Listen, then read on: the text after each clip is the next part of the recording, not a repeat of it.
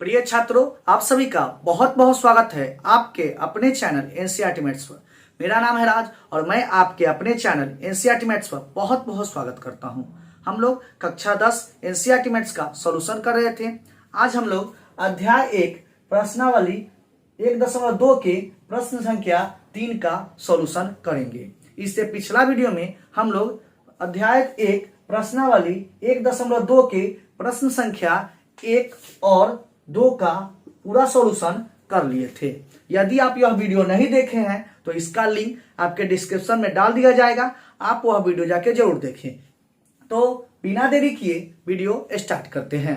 Video start करने से पहले यदि आप इस चैनल से पहली बार जुड़ रहे हैं, वीडियो पहली बार देख रहे हैं, तो चैनल को सब्सक्राइब कर ले और बेल आइकन को जरूर प्रेस कर ले, ताकि जब भी मैं नया वीडियो डालूं तो समय समय पर आपको नोटिफिकेशन के माध्यम से पता चलता रहे। तो चलिए वीडियो स्टार्ट करते हैं।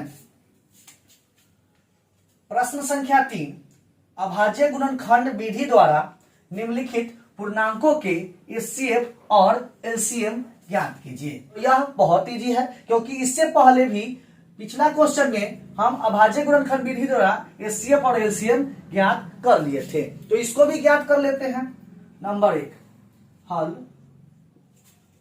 दिया है 12, 15, 21। तो 12 को सबसे पहले हम फैक्टर ग्रुप में तोड़ेंगे। 2 से भाग देंगे 6 बार में, 2 से लगेगा 3 बार में, 3 से 3 एकम 3। क्लियर है। अब 15 को तोड़ते हैं। 3 से 3 पचे 15, 5 से 5 एकम 5। अब आगे नहीं लगेगा। 21 को तोड़ते हैं। 3 से 3 सते 21, 7 से 7 एकम 7। कोई दिक्कत नहीं है। अब इसका एचसीएफ और एलसीएम ज्ञात कर लेते हैं। तो सबसे पहले 12 को हम लिख सकते हैं 2 गुना 2 गुना 3 गुना 1। 15 को हम लिख सकते हैं 3 गुना 5 गुना 1। और 21 को हम लिख सकते हैं 3 गुना 7 गुना 1। अब इसका एचसीएफ और एलसीएम निकालना है। तो एचसीएफ बराबर, एचसीएफ निकालने के लिए हम लोग जानते हैं यहां 3 संख्या दिया हुआ है। 3 संख्या दिया हुआ है, तीनों में जो कॉमन मिलेगा वही एचसीएफ होगा। क्लियर है। जो संख्या तीनों में होगा वही उसका एचसीएफ होगा। तो देखते हैं तीनों में क्या मिल रहा है। तो 2 तीनों में मिल रहा है, नहीं मिल रहा है।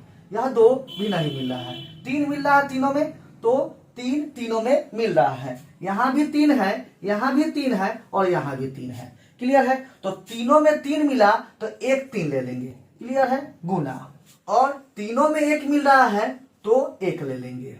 और कुछ मिल रहा है, कुछ नहीं मिल रहा है। गुना करेंगे तो 3 एकम 3, यही इसका एचसीएफ हो जाएगा। क्लियर है। अब एलसीएम ज्ञात करते हैं।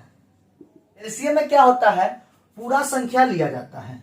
क्लियर है। सभी संख्या को लेंगे, लेकिन जो संख्या तीनों में मिल रहा है उसमें से एक संख्या लेंगे।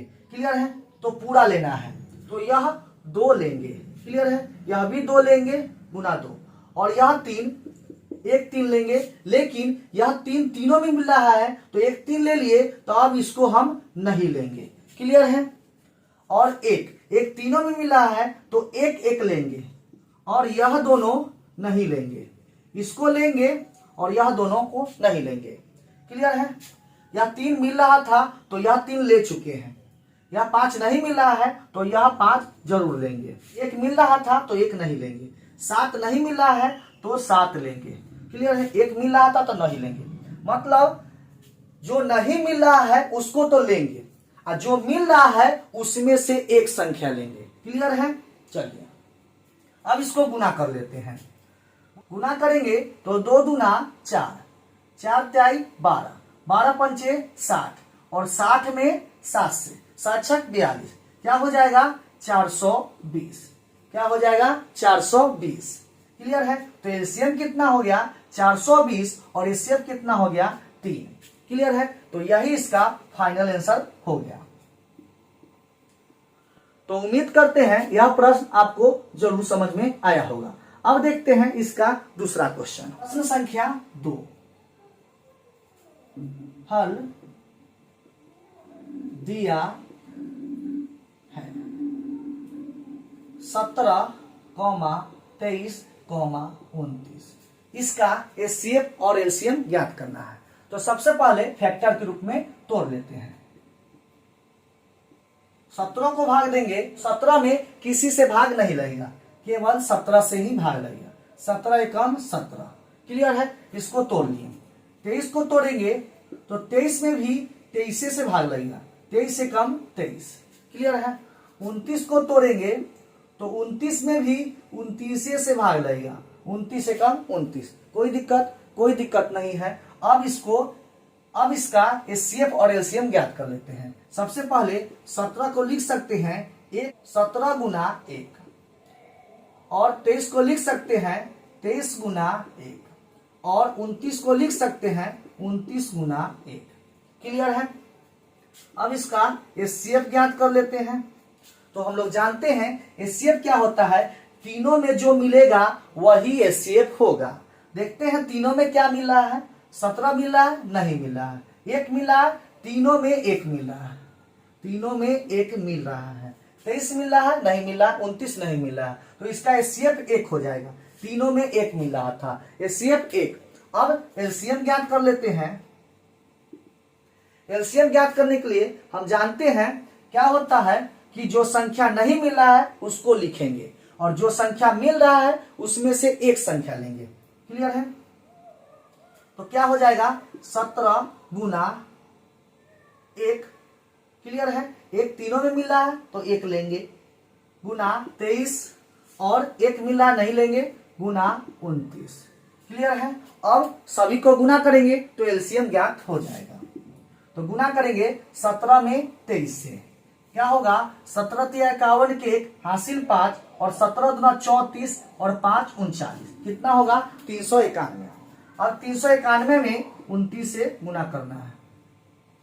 9 एकम 9, और 9 में 9 से गुना करेंगे 81 के 1 हासिल 8, और 9 में 3 से गुना करेंगे 27, 8 35।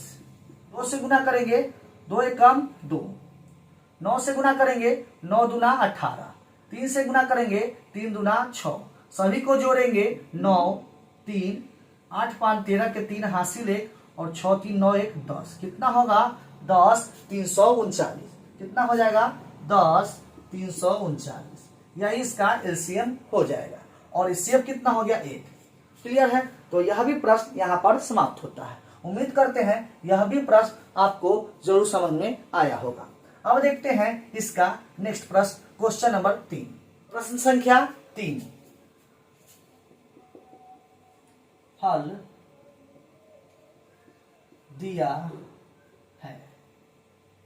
हल दिया है 8, 9 और 25। इसका एचसीएफ और एलसीएम ज्ञात करना है। तो फैक्टर के रूप में तोड़ेंगे।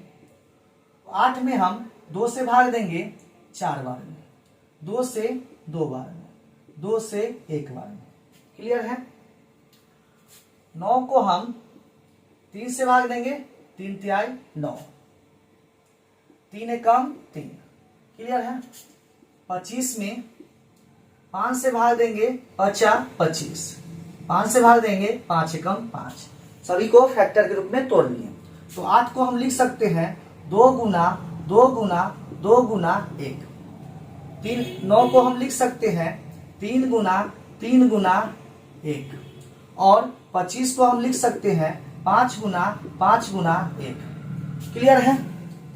अब एचसीएफ ज्ञात कर लेते हैं। हम जानते हैं एचसीएफ क्या होता है, जो कॉमन मिलेगा वही एचसीएफ होता है, जो अंक तीनों में होगा वही उसका एचसीएफ होगा।